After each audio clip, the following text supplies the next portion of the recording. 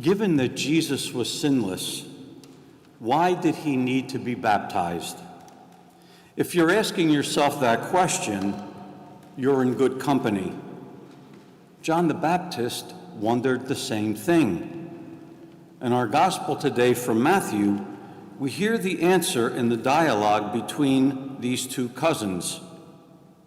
I need to be baptized by you, and yet you are coming to me? Jesus said to him in reply, allow it for now, for thus it is fitting for us to fulfill all righteousness.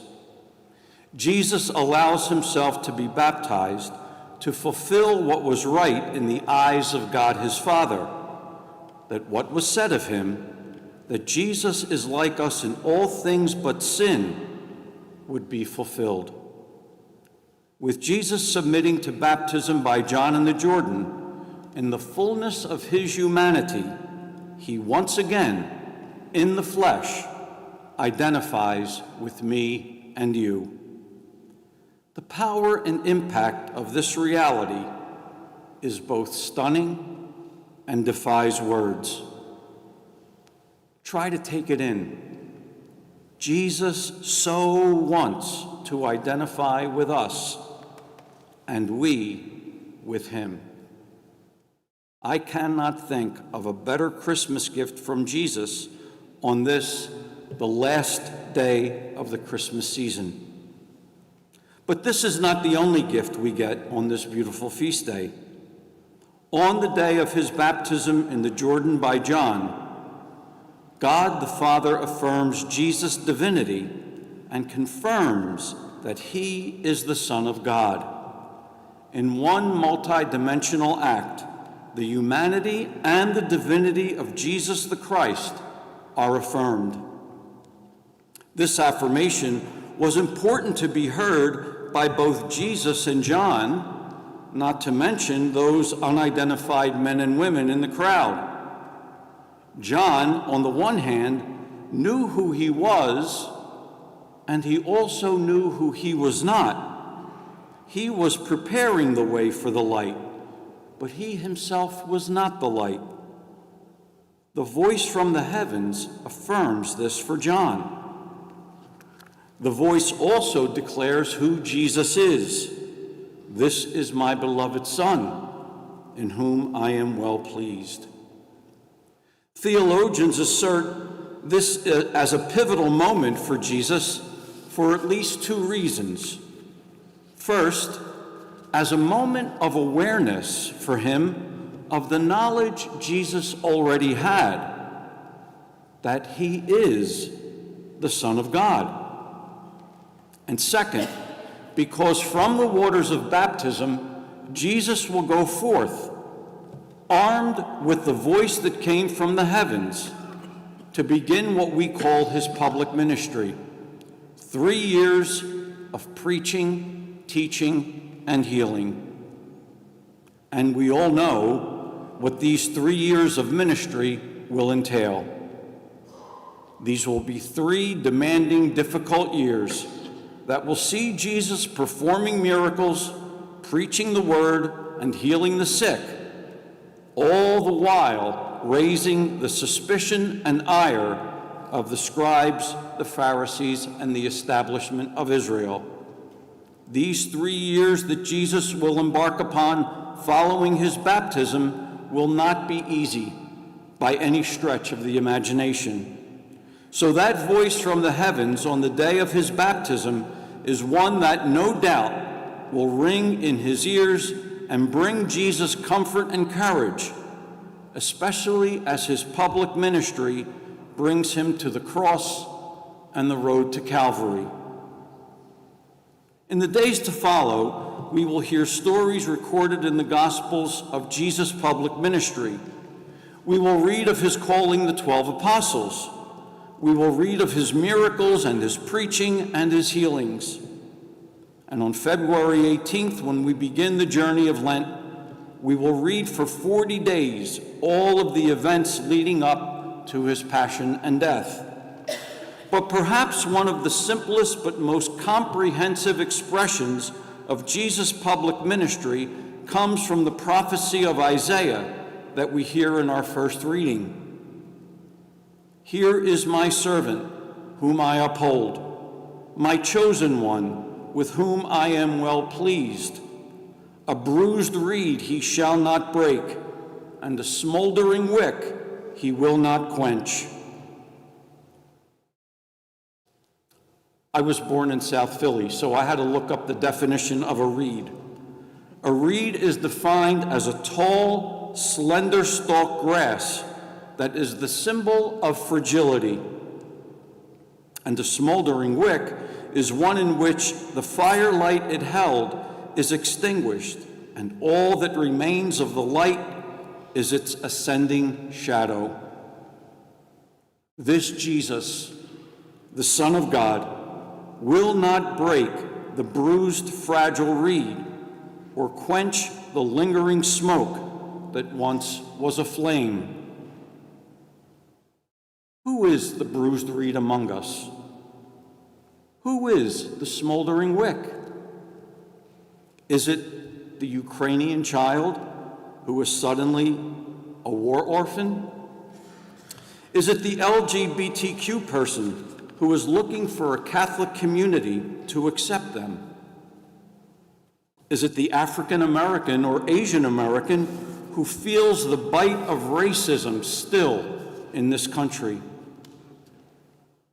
Is it the immigrant who finds themselves living in fear of an ICE raid in their city? Is it the homeless person sleeping on the sidewalk in frigid cold? Is it that friend of ours who is battling terminal illness? Is it the man or woman exhausted by trying to make ends meet for their family? Has the bruised reed or smoldering wick ever been me? Has it ever been you? I believe the answer to all of the above is yes.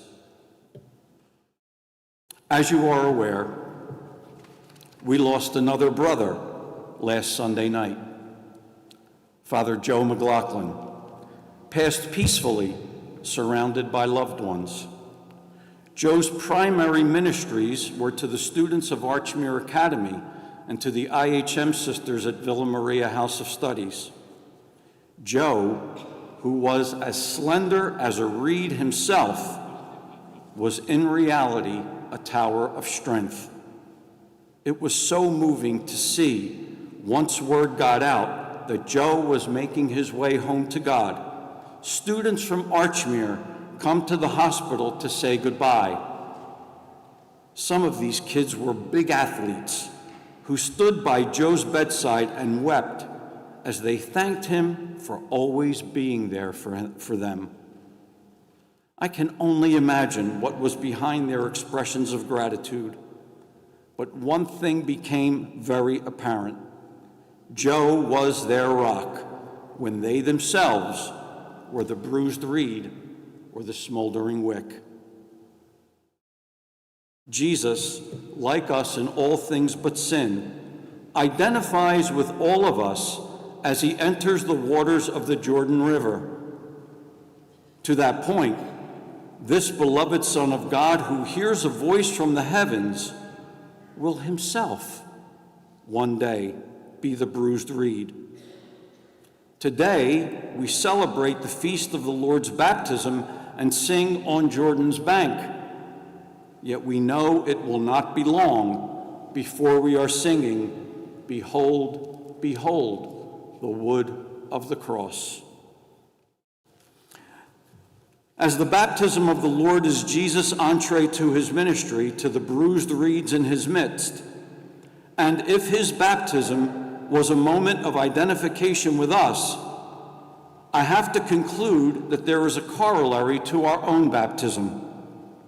As persons baptized in Christ, this feast day, I believe, compels us to consider our own commissioning.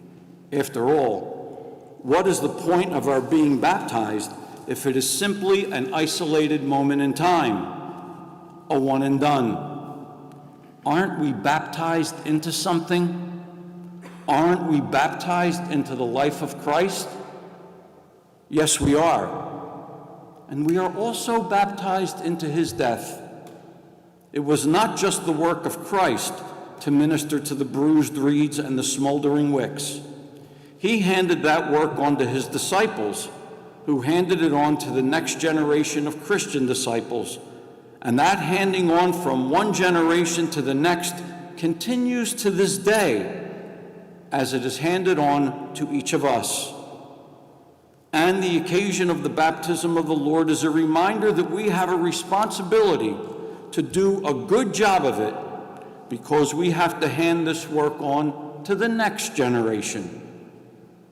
As Jesus reminds us in another place, the poor you will always have with you. In other words, the need for us to minister to one another will never be outdated. Jesus allowed himself to be baptized by John in the Jordan River to fulfill all righteousness, to identify with me and you as fully human, bruised reeds and smoldering wicks, each in our own way. As we go forward, let us consider how this feast, as it was the beginning of a commission of ministry for Jesus, might be the same for me and you.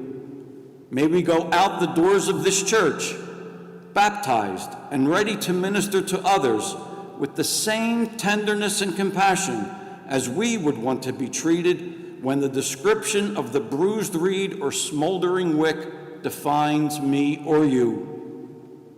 When our time comes to meet the Lord, may he say to us what the voice from the heavens said to him, "You are my beloved, with whom I am well pleased."